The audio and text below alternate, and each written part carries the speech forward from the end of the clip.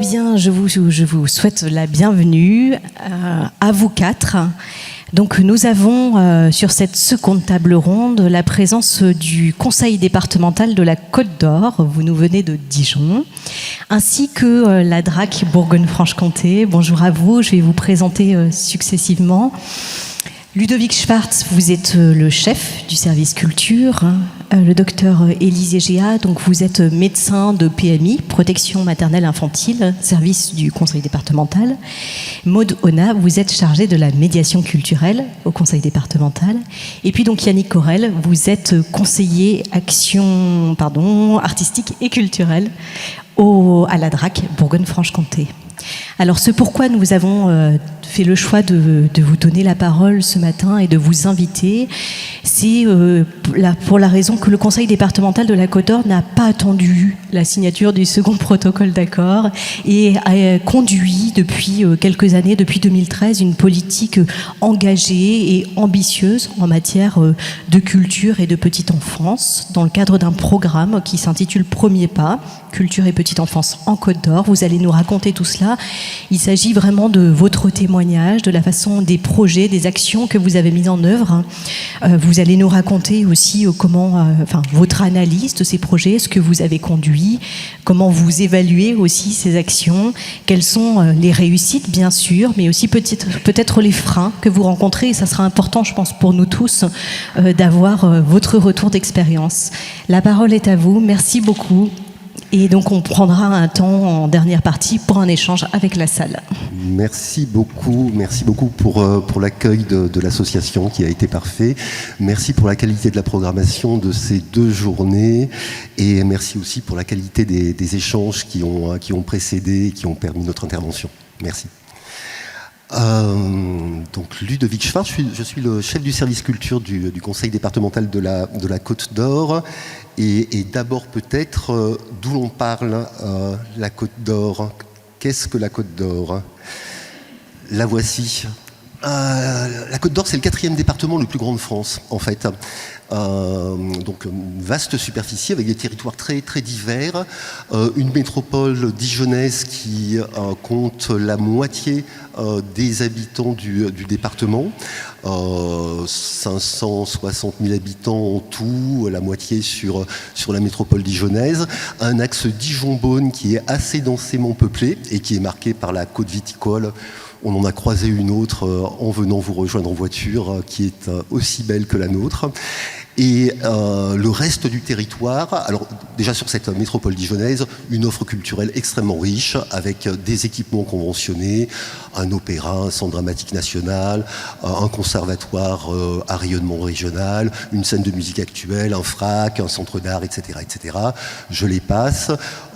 De nombreux opérateurs culturels qui viennent compléter cette offre dans le domaine des musiques du monde, des musiques contemporaines, des arts plastiques, etc. Et puis un riche vivier artistique qui existe beaucoup à Dijon, mais pas que, également dans certaines zones rurales, j'y reviendrai tout à l'heure. Vivier artistique qui s'explique aussi par la présence d'écoles d'art, notamment une école supérieure de musique qui forme de futurs enseignants artistiques qui peuvent aller travailler ensuite dans nos établissements d'enseignement artistique. Et à côté de cette métropole dijonnaise, eh bien c'est rural. Le nord du département, le Châtillonnais, est une des régions de France où on a le taux de densité d'habitants au kilomètre carré les plus faibles de France, 15 habitants au kilomètre carré. On a plus de sangliers, je crois, dans cette zone du département.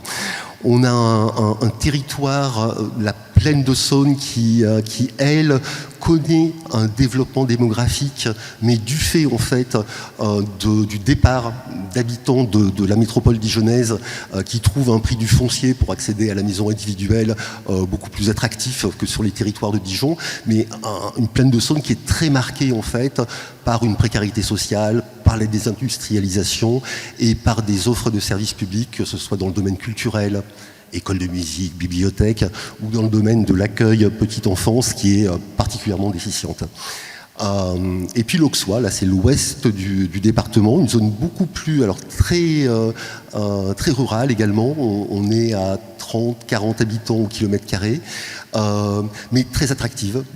Très attractif parce que beauté des paysages, richesse patrimoniale, et puis peut-être également une gare TGV qui met ce territoire à 1 heure de Paris. Donc beaucoup d'artistes qui s'installent sur ce territoire et des équipements culturels plutôt satisfaisants.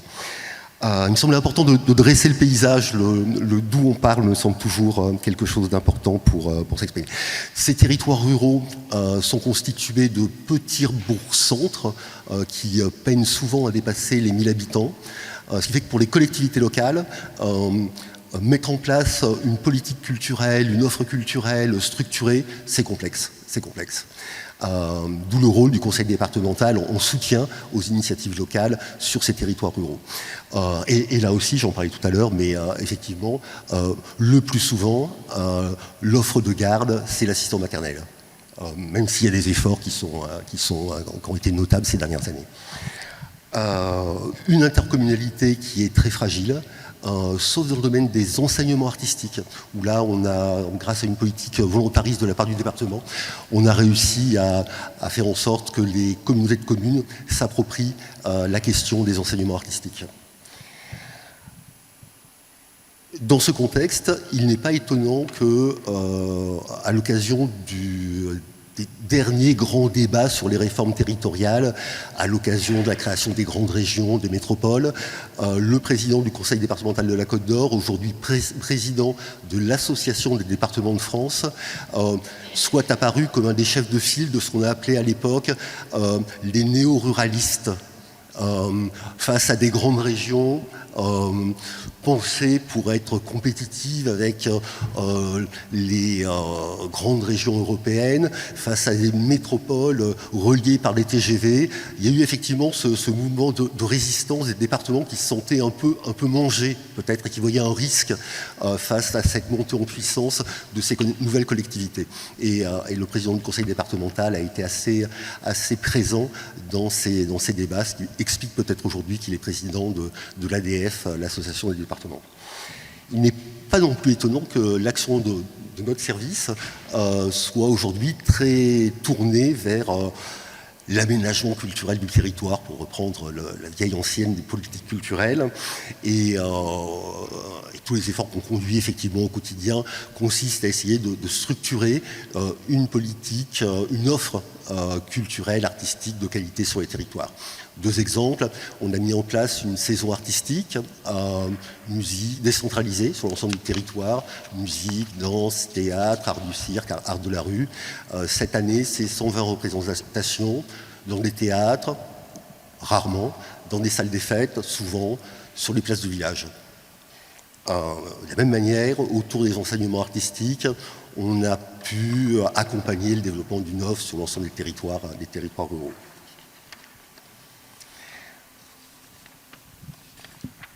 Et la PMI dans tout ça, Élise, EGA, médecin PMI au conseil départemental. Je vais faire défiler mon petit. Hop. Voilà. Donc, je suis donc médecin de PMI et je suis aussi l'adjointe à la chef de service du service en Côte d'Or. Donc, je vous rappelle juste, enfin peut-être c'est un rappel, je vais vous présenter un petit peu les missions de la PMI. Certains connaissent peut-être pas. Donc la PMI, c'est donc la protection maternelle et infantile, et comme son nom ne l'indique pas, c'est un service de prévention. Alors on a gardé ce titre de protection puisque le nom remonte à 1945, au moment de la création du service, qui était un service de l'État et qui était pour lutter contre la mortalité infantile et maternelle à l'époque. Donc le service a beaucoup évolué depuis, avec de nombreuses lois, une décentralisation, etc. Mais il a gardé son nom. Mais c'est un service de prévention et c'est vraiment quelque chose qui nous est très cher. Voilà, c'est un service qui va être un service de promotion de la santé au sens large, donc au sens très large du terme, puisque c'est pas seulement la santé de l'enfant, mais c'est l'enfant dans dans son corps, mais aussi dans tous les cercles sociaux qu'il va fréquenter et qui vont le faire grandir.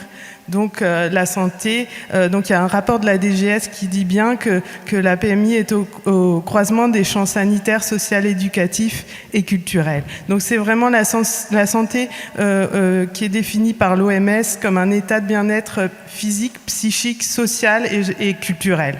Donc la PMI aborde vraiment la santé de l'enfant dans toutes ces dimensions. Et donc, les missions sont toutes définies dans le Code de la santé publique. Donc, c'est pour les enfants de 0 à 6 ans, mais aussi en amont, donc pour les mamans. Donc, on a des sages-femmes qui vont, les futures mamans, on va dire, des sages-femmes qui vont accompagner les futurs parents dans leur maternité, dans leur qui vont les accompagner. Puis elles passent le relais à nos puéricultrices qui vont tout autour de la périnatalité. On fait un gros travail. Et puis ensuite, au niveau de l'enfant jusqu'à 6 ans, on va continuer avec les consultations médicales, par exemple. Et puis on intervient également en école maternelle pour réaliser les bilans de santé de 4 ans. Et puis, on a aussi parallèlement un service de planification et d'éducation familiale, qui ne s'appelle plus comme ça d'ailleurs, qui s'appelle service de santé sexuelle, centre de santé sexuelle, donc qui vont accompagner plutôt les adolescents et également des femmes en recherche à l'origine de contraception, mais on est bien élargi et on participe aussi à l'IVG médicamenteuse dans ces centres. Donc vraiment, c'est l'enfant dans sa globalité environnementale et également tout un parcours dans le temps qui fait de notre service que notre service a un champ vraiment très large. Donc ça, c'est un service donc, qui est décentralisé, donc départemental. Et chaque service... dans chaque département a des fonctionnements un petit peu différents et voilà. Donc nous, on a 18 médecins, on a 80 puéricultrices et on a 7 sages-femmes. On a aussi des auxiliaires de puère et puis des infirmières qui vont plutôt passer en école et qui font un accueil en consultation qui est très important pour travailler des choses comme ça qui vont se servir de tout ce dont on parle aujourd'hui pour créer aussi des liens dans ces salles d'attente de consultation qui sont vraiment des lieux très importants à ce niveau-là pour construire autre chose entre parents et enfants, entre parents et professionnels. Donc voilà pour les missions grosso modo de la PMI. On a aussi quand même le contrôle des établissements d'accueil du jeune enfant et les agréments des assistants maternels et familiaux, bien sûr, qui est quand même un champ important. Nous, on a une cellule en Côte d'Or qui s'occupe vraiment que de ça, constituée de puéricultrices, éducatrices de jeunes enfants et une chef de cellule. Voilà. Je crois que j'ai fait le tour de nos missions. Voilà. Et comment on s'est rencontrés? Ah oui. Nous nous sommes rencontrés en 2014, en fait, à l'occasion d'un changement d'organigramme. Il se trouve que le service culturel dont je m'occupais déjà et la médiathèque départementale ont intégré le pôle en charge de toutes les politiques de solidarité du conseil départemental. Les compétences des départements en matière de solidarité, c'est la petite enfance, effectivement, c'est la protection de l'enfance, ce sont les personnes en situation d'insertion, ce sont les personnes en situation de handicap et les personnes âgées. Ça représente 700 agents, travailleurs sociaux, travailleurs médico-sociaux, agents de la PMI, tels que vient de nous le présenter Élise, répartis sur l'ensemble du territoire départemental. Donc les services culture sont tout petits à l'intérieur de ces 700 personnes, vous imaginez bien. L'enjeu pour nous premier, arrivant au sein de ce pôle, c'était de faire en sorte que ça fasse sens aussi en termes de politique culturelle. Et très vite, parce qu'on était en présence souvent de personnes en difficulté, de personnes éloignées de la culture, l'enjeu de démocratisation culturelle, d'aller à la conquête de nouveaux publics pour les équipements culturels, pouvait trouver ici un levier extrêmement intéressant en termes de politique culturelle. Aussi parce que l'on disposait de ces 700 agents travailleurs sociaux répartis sur tout le territoire. En termes d'aménagement du territoire, on disposait subitement de la capacité à pouvoir agir en proximité sur des territoires ruraux au sein desquels on n'avait pas forcément une offre culturelle extrêmement riche. C'était vraiment l'enjeu de politique culturelle pour nous en arrivant au sein de ce pôle. Cet enjeu de politique culturelle, il a rencontré une intuition managériale très forte de la part du directeur général adjoint qui était en charge de ce grand pôle des solidarités, qui avait une conviction forte, c'était celle de la pertinence de l'outil culturel pour agir dans l'accompagnement social réalisé par les professionnels du social et du médico-social. Et vraiment avec une injonction managériale qui était donnée à ces professionnels du médico-social, à ces professionnels du social, qui a été répété souvent, c'était « autorisez-vous un pas de côté dans vos pratiques professionnelles ». Autorisez-vous à voir différemment vos usagers en partageant une expérience artistique avec eux. Autorisez-vous à voir leurs compétences en chantant avec eux, en écrivant avec eux, en faisant de la peinture avec eux. C'était vraiment la conviction qui a été portée à cette époque-là. Et très vite, effectivement, on a pu basculer dans un mode projet, notamment, en premier lieu, avec nos collègues travailleurs sociaux qui accompagnaient les personnes en situation d'insertion. Je peux dire un mot, voilà, de notre côté. Donc effectivement, il y avait cet engagement qui rejoignait le vôtre. On a le constat d'avoir des personnes très isolées au niveau du territoire aussi. Parce que comme on a un territoire très rural, c'est ce qu'on disait tout à l'heure, qu'on avait plusieurs cartes en fait d'isolement. On a d'abord l'isolement territorial avec des gens très ruraux qui ne peuvent pas se déplacer parce qu'ils n'ont pas de moyens de se déplacer, sauf demander à la voisine de les emmener, etc. On a avec sur place peu d'endroits où trouver de l'éveil, enfin voilà, de l'éveil collectif, on va dire, d'accueil collectif ou pour les petits, et puis peu de propositions culturelles. Et donc on a cette carte-là. On a ensuite la carte sociale, on va dire, donc avec des grosses disparités économiques et sociales. Et puis on a la carte des différentes cultures, on va dire, qui font aussi qu'on reste entre soi, voilà, et qu'on va peu vers l'autre. Donc nous, c'était un moyen aussi d'aller vers l'autre, d'aller connaître autre chose, d'emmener vers une manière de pouvoir rêver, se rêver, de communiquer, etc., y compris pour les enfants, y compris pour les parents. Nous, on voulait aller chercher ces personnes-là qui étaient isolées. Bien sûr, notre mission étant l'accompagnement, le faire avec, et non pas la posture de sachant qui dicte ou l'éducatif qui va plus dicter comment faire avec des normes, etc. Donc là, c'est quand même l'idée des services de PMI d'accompagner. Et à ce niveau-là, donc voilà, c'était l'idée de faire avec, de faire un pas de côté dans nos pratiques aussi, pour aller ensemble et vivre ensemble un moment. Donc c'est intéressant pour les parents, pour le lien entre les professionnels et les parents, pour le lien parent-enfant, donc à plein de niveaux, pour l'enfant lui-même, puisqu'il va découvrir de nouvelles manières de rêver. On va vivre l'aventure c'est ce dont parlaient tout à l'heure les intervenants,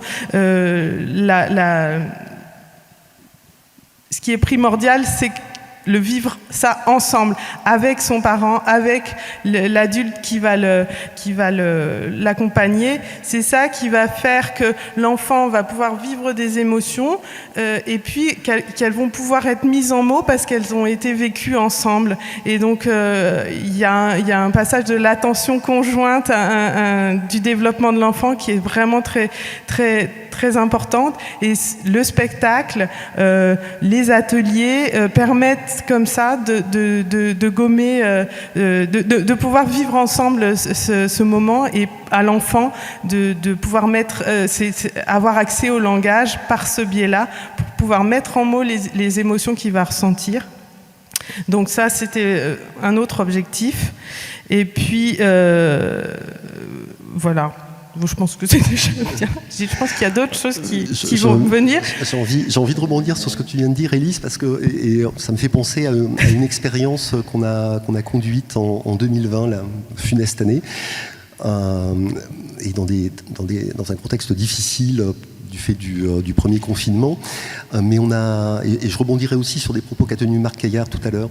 On a conduit en 2020 une démarche participative auprès de la population côte-d'Orienne. On a interrogé les Côte-d'Oriens sur leurs pratiques culturelles, leurs envies de culture et les freins qu'ils pouvaient rencontrer dans leurs envies de culture. On n'était pas dans une enquête quantitative, on était plutôt dans une approche très, très qualitative. On a quand même eu 1200 réponses à notre questionnaire qui a eu du mal à se diffuser du fait du confinement.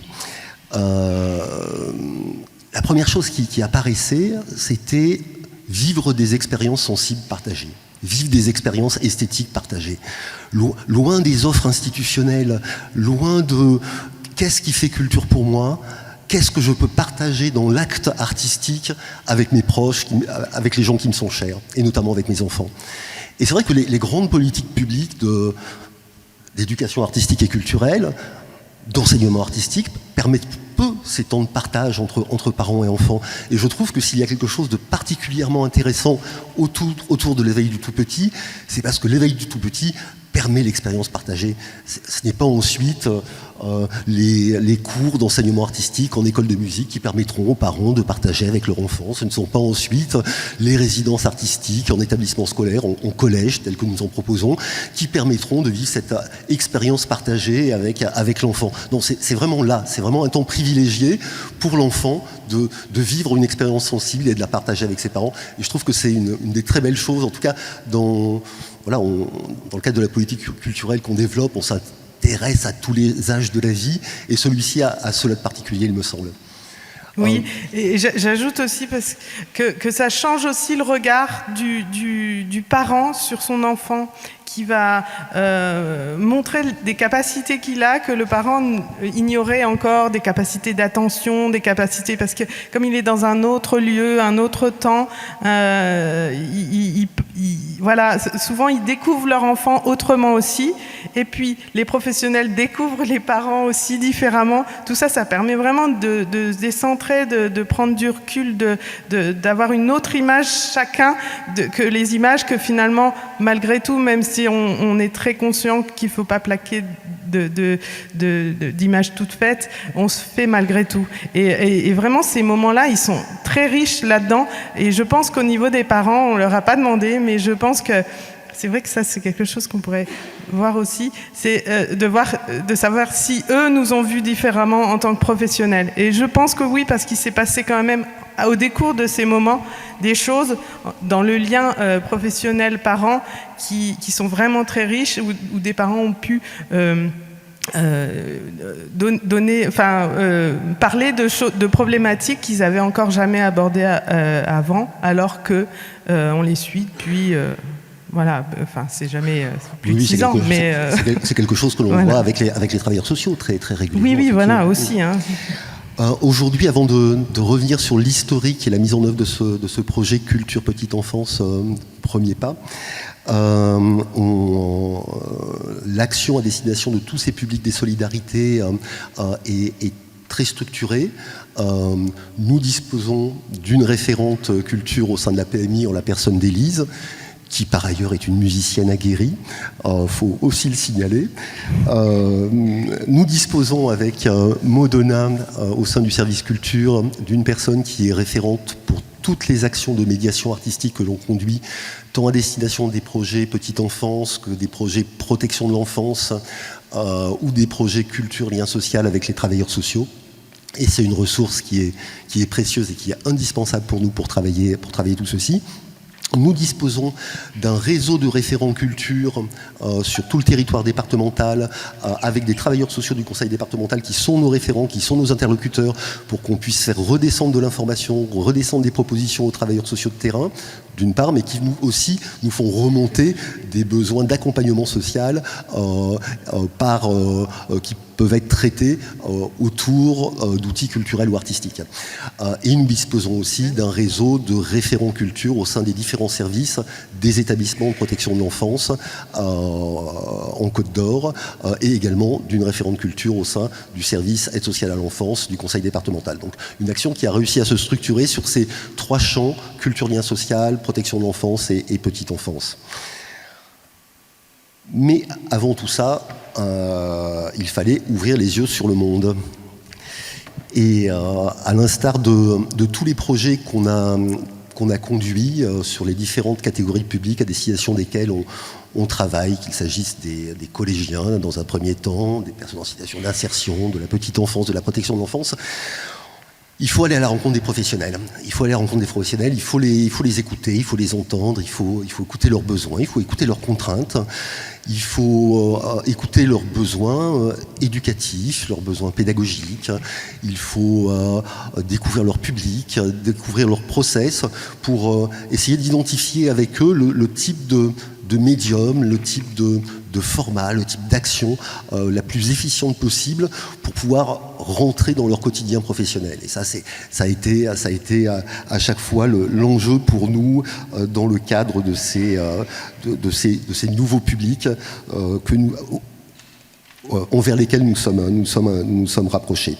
Et très vite, en rencontrant les professionnels de la petite enfance, il nous est apparu que bon nombre d'entre eux ou bon nombre d'entre elles avaient une conviction déjà bien établie que le médium artistique avait toute sa place à jouer dans le développement, dans l'éveil psycho-affectif, cognitif du tout petit.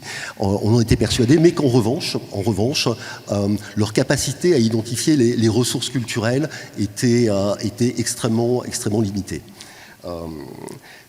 Le deuxième travail qu'il nous a fallu conduire, c'était identifier au niveau national les bonnes initiatives, les expériences réussies, les dynamiques territoriales qui se jouent en France. Et très vite, ce qui a été mis en place dans le département des Pyrénées-Atlantiques avec Marie-Odile Desmosrigo nous a semblé être une démarche extrêmement inspirante pour nous, qui nous a beaucoup guidés dans notre action, et c'est avec plaisir qu'on l'a fait venir à Dijon assez rapidement pour qu'elle puisse témoigner de son action auprès de nos professionnels et pouvoir penser avec elle le développement de ce projet. Et puis il fallait aussi identifier les initiatives culturelles qui existaient déjà sur notre territoire à destination des tout-petits et des professionnels de la petite enfance. Identifier, alors qu'il s'agisse des musiciens intervenants au sein des écoles de musique, bien sûr, des compagnies de théâtre, des ensembles musicaux, des structures culturelles, où on était le terrain culturel par rapport à ce public-là. Et là aussi, il nous est apparu que il y avait l'envie d'y aller, mais pas forcément le savoir-faire, pas forcément la connaissance suffisamment intime du secteur d'activité ou de ce public très particulier que sont les tout-petits. Donc le rôle de médiation, d'intermédiation entre le champ culturel, des opérateurs de la culture qui sentaient l'enjeu social pour eux, d'une part, et puis la demande souvent latente des professionnels de la petite enfance, faisait qu'il nous semblait tout à fait pertinent pour le département qui, par ailleurs, avait la légitimité avec la PMI de pouvoir mobiliser les professionnels de la petite enfance, d'aller dans cette action consistant à mettre en réseau acteurs de la culture et acteurs de la petite enfance. Mais il fallait aussi apprendre à marcher.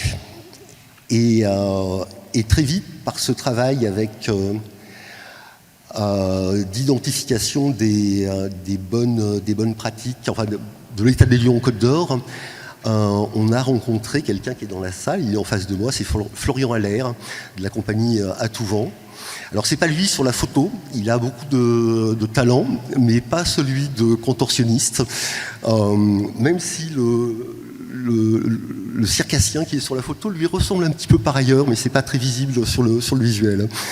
On a rencontré Florian parce qu'il était en partenariat avec la ville de Quetigny, dans la banlieue dijonnaise, qui est une ville qui était très identifiée sur le terrain de la petite enfance, parce qu'organisant un salon des bébés lecteurs depuis de nombreuses années. Et les services petite enfance de la ville de Quetigny avaient l'habitude de collaborer avec les services culture de cette même commune.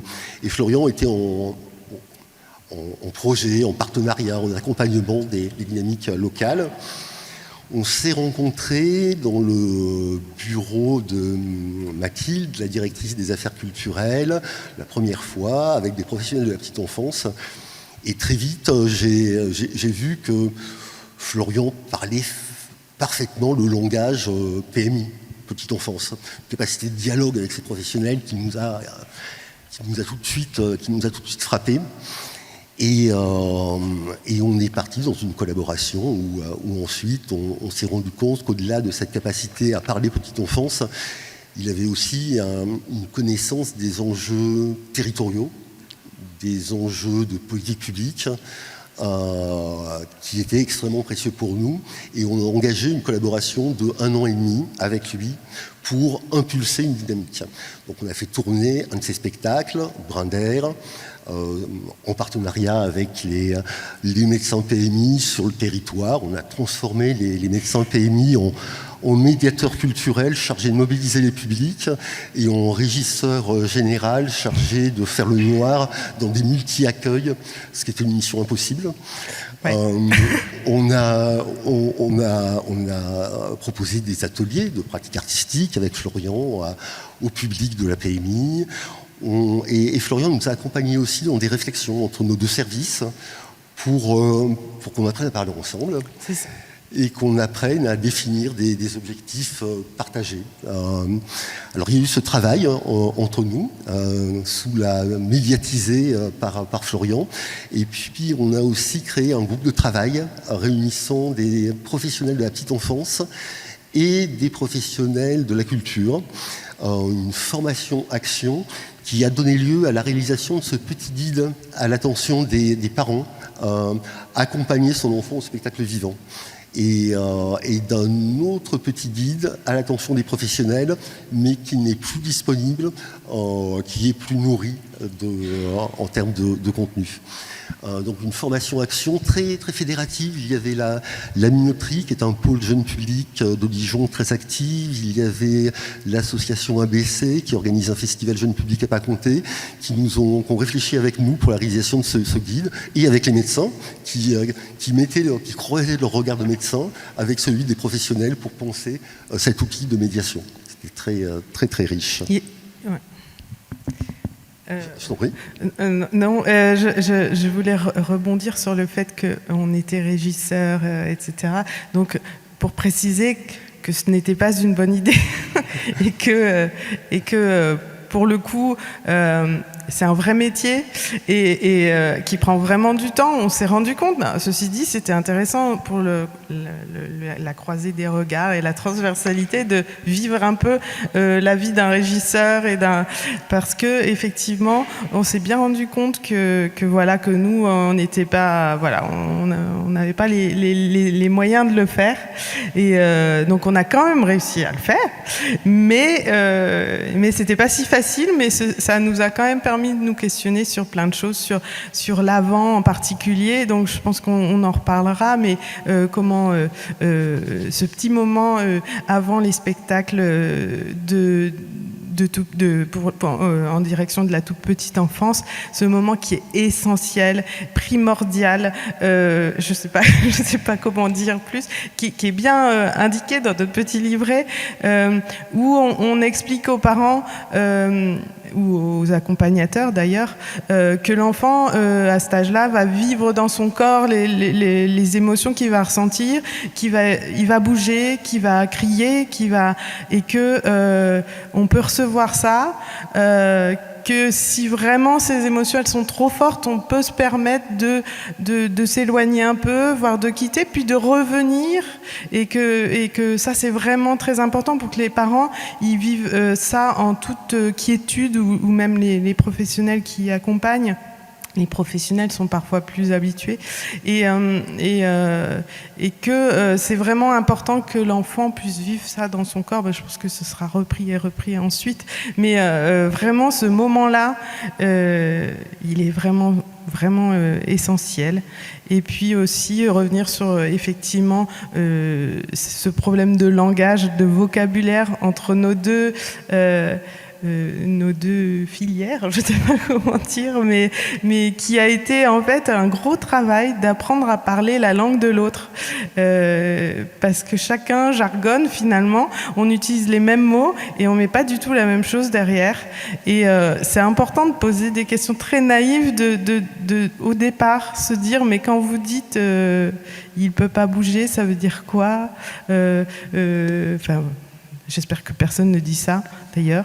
Mais voilà, sur des mots très simples, et on s'aperçoit que personne ne met la même signification derrière chaque mot. Et ça, c'est valable évidemment dans tous les cœurs de métier. On a les mêmes problématiques, par exemple avec le secteur social, sur un mot comme vulnérabilité, qui veut dire plein de choses et qui ne veut pas du tout dire la même chose en PMI et dans le secteur social.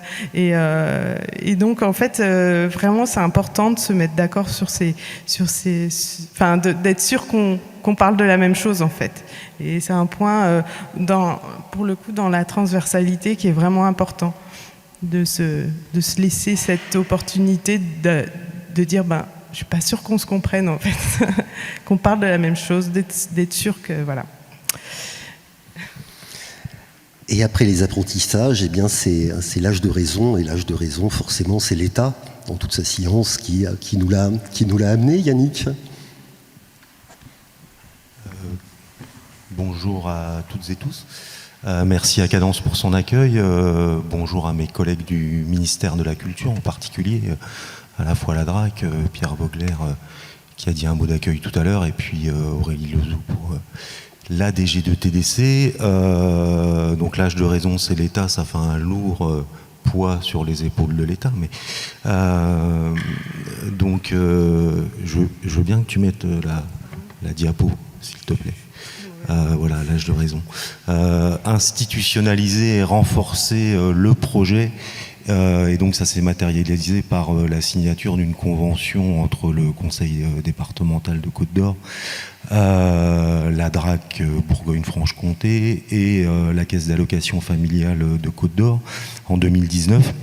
Mais avant l'écriture et la signature de cette convention, il y a eu un certain nombre de choses. Moi, aujourd'hui, je suis conseiller action culturelle à la DRAC, donc service déconcentré du ministère de la Culture, le ministère de la Culture en région. Nous sommes 4 à nous partager les 8 départements de la région Bourgogne-Franche-Comté. Pour ma part, je m'occupe de la Côte d'Or, qui est évoquée ici aujourd'hui, et de la Saône-et-Loire. Mais lorsque je suis arrivé en 2015, la fusion des régions n'avait pas encore eu lieu. Il y avait encore la Bourgogne et la Franche-Comté. Donc je suis arrivé à la DRAC Bourgogne en tant que conseiller action culturelle territoriale chargé des 4 départements, avec une très forte priorité sur l'éducation artistique et culturelle, en particulier sur le temps scolaire. 2013, la loi de refondation de l'école et l'élaboration du PEAC, parcours éducatif, artistique et culturel, était encore récent. renforcement d'une politique publique de généralisation de l'éducation artistique. Donc un enjeu de mise en œuvre au niveau des territoires de cette politique. Et donc pour ce faire, partant du constat et de la conviction que la culture est une compétence partagée entre les différents segments de la puissance publique, entre l'État et les collectivités, j'ai été invité, je me suis rapproché d'un certain nombre de collectivités, en particulier les conseils départementaux. Et donc le conseil départemental de Côte-d'Or, avec qui très vite on a échangé sur le développement culturel territorial, sur ce territoire qu'a présenté Ludovic Schwartz, qui est très particulier, qui est dual, cette métropole dijonnaise avec un aménagement extrêmement riche en termes, Ludovic l'a dit, d'équipements culturels, et puis cette couronne rurale. Et donc on a ensemble, conjointement, identifié des territoires prioritaires sur lesquels implanter des outils de coopération entre l'État et les collectivités territoriales pour l'éducation artistique et culturelle. En profitant, on était en 2015 de crédits supplémentaires du ministère affectés dans les DRAC suite au très malheureux épisode de l'attentat de Charlie Hebdo en début d'année 2015. Donc il y a des crédits qui ont été mobilisés par l'État pour travailler sur le lien social, renforcer la citoyenneté, etc. Et donc il s'agissait de mettre en œuvre ces contrats qui portent l'acronyme de contrats locaux d'éducation artistique, qui sont donc des objets de contractualisation entre une collectivité, ça peut être une commune, une intercommunalité, un pays, et l'État, ministère de la Culture et ministère de l'Éducation nationale, qui sont des contrats de 3 ans, qui donnent lieu à une subvention annuelle de la DRAC et qui ont vocation à structurer une politique d'éducation artistique sur un territoire, de favoriser l'émergence de projets d'éducation artistique et culturelle. Ça, c'était 2015, 2016. 2017, il y a la signature du protocole interministériel qui a déjà largement été évoqué ce matin, qui était un protocole pour l'éveil culturel et artistique. Et moi, je suis attentif et attaché à cet ordre des mots, l'éveil culturel et artistique, et non pas l'éveil artistique et culturel, parce qu'autrement ça fait 2 acronymes qui sont EAC, et dans l'échange avec les acteurs sur les territoires, à partir de ma mission qui est complète, c'est-à-dire que je mets en œuvre sur les 2 départements dont je m'occupe la totalité de la politique d'action culturelle territoriale de l'État, donc sur les différentes tranches d'âge, en particulier les 0-3 ans, la tranche scolaire, les étudiants ensuite. Il s'agit de bien différencier dans le dialogue avec les acteurs, les élus, etc. Donc l'éveil culturel et artistique, ce protocole, dont je vais rappeler quand même bon, vous les connaissez, mais les 4 axes, parce que je ne crois pas que ça a été évoqué depuis ce matin. Le premier, développer un volet éveil culturel et artistique dans la politique d'accueil du jeune enfant du ministère en charge de la petite enfance, représenté ce matin par Jean-François Pierre. Le second, développer un volet petite enfance dans la politique d'éducation artistique et culturelle du ministère de la Culture. Le troisième, soutenir l'intégration de l'éveil artistique et culturel dans la formation initiale et continue des personnels qui travaillent auprès des jeunes enfants et dans celle des artistes et professionnels de la culture. On a déjà largement, depuis ce matin, parlé de cet enjeu crucial de la formation, et j'y reviendrai. Et puis enfin, 4e axe, accompagner les initiatives exemplaires et innovantes en direction des jeunes enfants conduites par les artistes. Et les acteurs institutionnels et associatifs, notamment la création et la diffusion destinée au très jeune public. C'est dans ce 4e axe que s'est inscrit la volonté conjointe du conseil départemental de Côte-d'Or et de la DRAC Bourgogne-Franche-Comté de construire la convention. vous l'avez vu, cette initiative exemplaire de la collectivité avec cette transversalité représentée à la tribune aujourd'hui, à la fois par le service culture, mais aussi par la protection, la PMI. Donc ça, c'était très singulier dans les départements, dans les territoires départementaux et les conseils départementaux de la Bourgogne-Franche-Comté. Donc il était évident pour la DRAC, il y avait une nécessité évidente d'accompagner cette dynamique. Voilà, donc et puis il y avait ce dont a parlé Ludovic, des acteurs en présence sur le territoire, des artistes, des structures, à Dijon en particulier la Minoterie, scène conventionnée d'intérêt national art, enfance et jeunesse, qui a un axe très fort sur la question de l'éveil culturel et artistique. Donc nous avons écrit cette convention avec un troisième acteur qui est la Caisse d'allocation familiale de Côte-d'Or. Et là je passe la parole un petit instant à Ludovic pour qu'il nous précise les enjeux pour sa collectivité de la mobilisation de cette Caisse d'allocation familiale. Oui, bien sûr, la Caisse d'allocation familiale est un partenaire important du conseil départemental dans le cadre de sa politique PMI. Et au regard des actions transversales du fait du partage de compétences entre la PMI, conseil départemental et la CAF, qui se retrouvent sur des enjeux de politique publique partagés autour de la petite enfance. Donc il semblait extrêmement important que la CAF puisse entrer dans la boucle des dynamiques partenariales que le service culture avait mis en place avec la PMI. D'une certaine façon, quand on est allé rencontrer la DRAC, et je te l'avoue aujourd'hui Yannick, c'était pas tant pour conventionner avec la DRAC que pour, fort du soutien du ministère de la Culture, on puisse obtenir la signature de la CAF, ce qui a été fait. Mais depuis, la CAF Côte d'Or a disparu.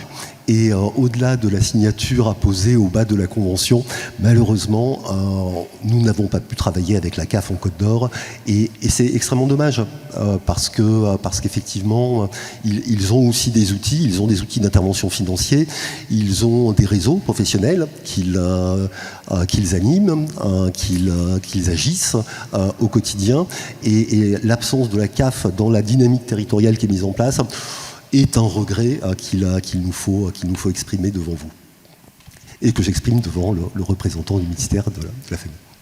Donc Ludovic a présenté mon poste. Ma mission, moi, c'est de conduire des actions en direction des publics du pôle, et je voudrais juste préciser que le service culture, au sein de ce pôle, il a sa place dans la direction parentalité, enfance, culture et sport. Ça veut dire qu'on est dans la même direction que la PMI et que le service de l'aide sociale à l'enfance. C'est précieux pour moi dans la transversalité des projets que je mène, parce que c'est extrêmement facilitateur. Je voudrais juste vous dire par rapport à ce qu'on fait dans le cadre de Premier Pas, donc, qui est le nom qu'on a donné au programme Culture et Petite Enfance en Côte d'Or, parce que c'est directement né des premières expériences entre le service culture et la PMI. C'est une action de diffusion de spectacles sur les territoires. En fait, on accompagne les collectivités pour qu'elles puissent accueillir dans leur multi-accueil ou dans des lieux de proximité des spectacles dont on aura souvent soutenu la création, soit par le biais de résidences, soit par le biais d'un programme qui s'appelle TJP, qui est porté par Artis et qui est un dispositif régional. Voilà, on accompagne les collectivités, on les soutient financièrement pour qu'elles puissent accueillir des spectacles de qualité qui auront été créés souvent grâce à des phases d'immersion dans les crèches et qu'on aura pu accompagner. Ces diffusions, elles s'accompagnent aussi d'ateliers parents-enfants, parce qu'encore une fois, le lien, il est précieux, et c'est aussi ce qu'on travaille dans la diffusion des spectacles. Donc voilà, en plus de la fréquentation, il y a vraiment un temps de partage entre les parents et les enfants, et les professionnels et les enfants, et c'est hyper important dans ce qu'on fait. Je vais parler tout de suite de Tapiti, du coup, de ce projet. Peut-être quand même dire qu'on est aussi présent sur le champ de la formation et de la sensibilisation auprès des professionnels de la culture et de la petite enfance, en organisant comme un peu sur le modèle que l'on est en train de vivre collectivement aujourd'hui, des rencontres interprofessionnelles culture petite enfance. On en fait une tous les 2 ans en général. Voilà, on a été un peu contraint par la période de confinement et de Covid, donc ça fait 3 ans qu'on n'en a pas fait, mais il est important de recréer ces dynamiques toujours et de repartir sur le thème de la sensibilisation toujours. Donc la prochaine est prévue pour la fin de l'année et on s'en réjouit. On est aussi présent sur la création, on est aussi présent sur les dynamiques territoriales, parce qu'il est important d'y être aussi au travers de résidences de création, des compagnies, des ensembles qui s'immergent pendant 6 mois sur un territoire, pour un projet de création qui vont nous permettre de fédérer les acteurs de la culture et les acteurs de la petite enfance sur le territoire en question et créer et impulser à travers cette immersion des dynamiques culturelles croisées, nouvelles entre culture et petite enfance. Et on a aussi un dispositif qui s'appelle Ciné Bébé, qui nous permet de faire tourner mon premier ciné. C'est important. Qui nous permet de faire tourner des programmes de films courts à destination des tout-petits dans des conditions d'accueil très, très satisfaisantes, quand même. Merci Ludovic. Je vous propose de finir avec le projet Tapiti, si vous le voulez bien. Alors, sans doute, j'imagine que vous avez encore beaucoup de choses à nous raconter. J'ai le rôle très frustrant de devoir mettre fin très bientôt à cet échange. Donc, je vous propose peut-être de finir sur Tapiti. Oui, pas de souci. Alors c'est vrai que c'est un projet qui illustre vraiment bien le titre de notre intervention, qui est la transversalité comme moteur de l'action. Ce projet, il a pu avoir lieu parce qu'on a une expérience qui commence à être presque un peu longue sur la petite enfance, mais aussi parce qu'on intervient sur la protection de l'enfance, et aussi parce qu'on a des artistes. Tu as parlé de Florian Allaire, mais il y a Noémie Sus aussi qui nous a beaucoup accompagnés dans ce qu'on a fait sur la petite enfance, qui est une artiste musicienne intervenante. Elle a de multiples casquettes, mais elle a surtout cette fibre avec les petits, et c'est aussi grâce à elle qu'on a pu intervenir en protection de l'enfance avec les tout petits. C'est important. La protection de l'enfance, c'est vrai que c'est un public spécifique pour le coup de la petite enfance. Alors la protection de l'enfance au département de la Côte d'Or, ça va effectivement de 0 à 18 ans, mais là on a réussi à mener des projets avec les tout petits, avec les 3 mois, 2 ans.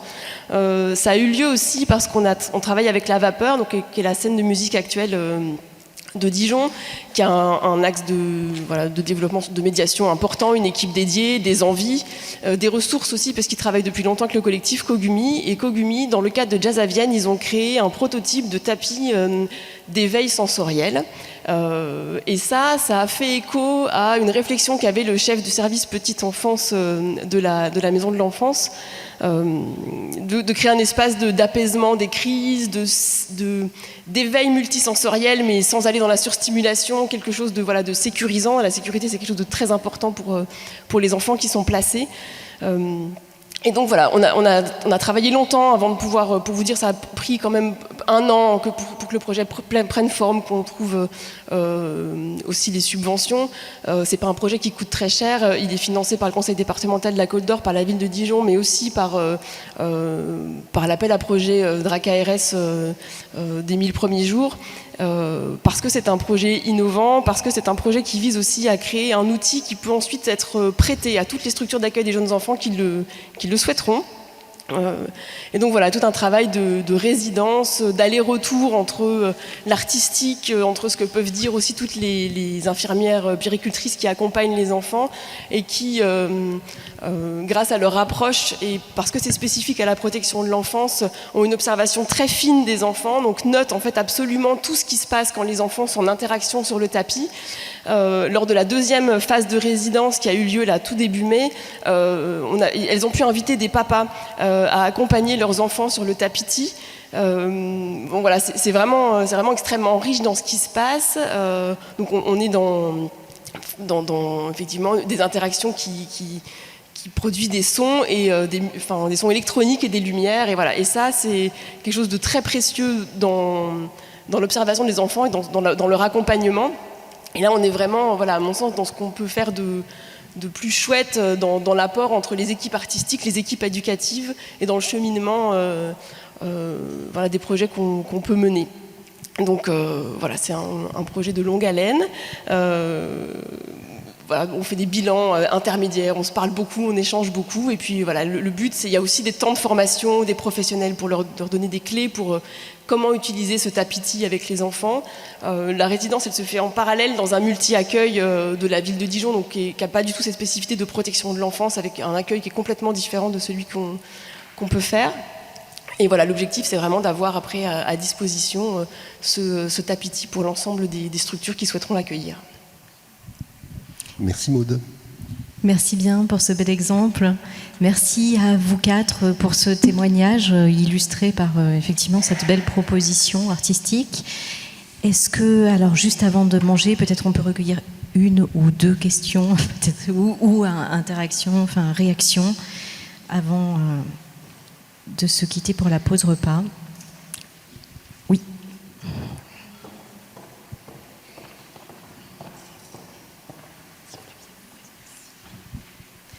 Marie Brignone, autrice, orthophoniste et contineuse. Vous avez parlé tout à l'heure donc des interventions dans les salles d'attente de PMI qui étaient de plus en plus investies. Je l'ai vécu moi aussi et je voulais savoir, et puis profiter aussi de la présence des politiques autour de nous, si vous êtes toujours content. Alors est-ce que peut-être qu'en Côte d'Or vous avez plus d'espace, mais moi j'étais souvent confrontée à des grosses difficultés. Les projets étaient beaux, mais finalement, c'est comme si on imaginait un repas de famille dans un lieu trop exigu. Ça a été encore plus compliqué avec les masques, mais ça va le rester quand même.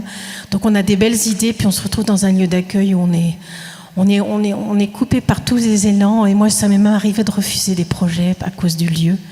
Voilà, et puis du bricolage, on va d'une pièce à l'autre, et puis... Voilà, donc c'était pour dire, pour l'avenir peut-être de prévoir vraiment, maintenant qu'on investit, c'est relativement nouveau, enfin nouveau.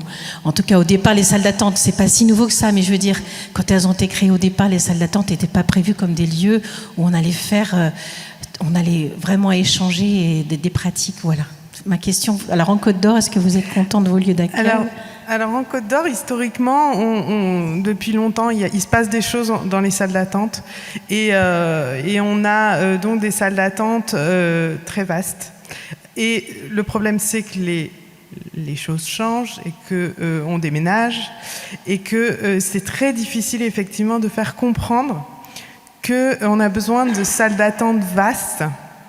Effectivement, et on se retrouve de plus en plus dans les nouveaux locaux avec de toutes petites salles d'attente et c'est un problème. Ceci dit, le fait d'avoir travaillé dans cette transversalité, d'avoir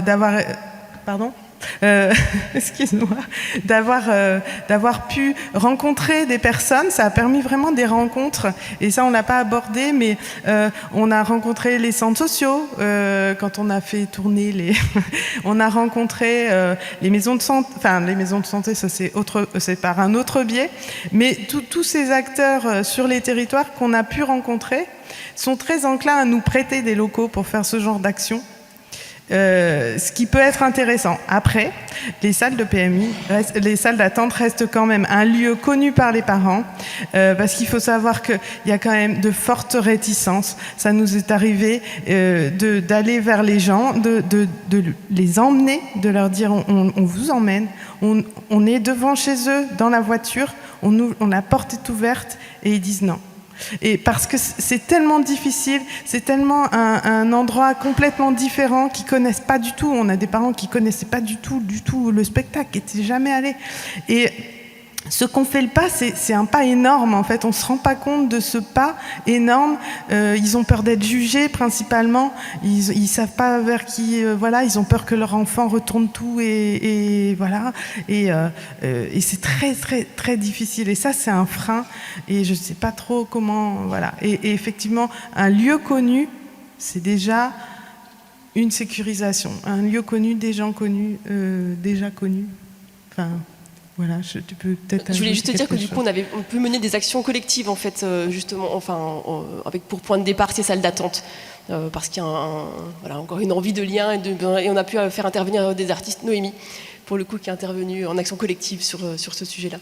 Ouais, qui intervient encore à Talent là aussi, d'autres. Eh bien, merci beaucoup. Nous allons clôturer cette intervention. Un grand merci à vous quatre pour votre venue, pour votre intervention.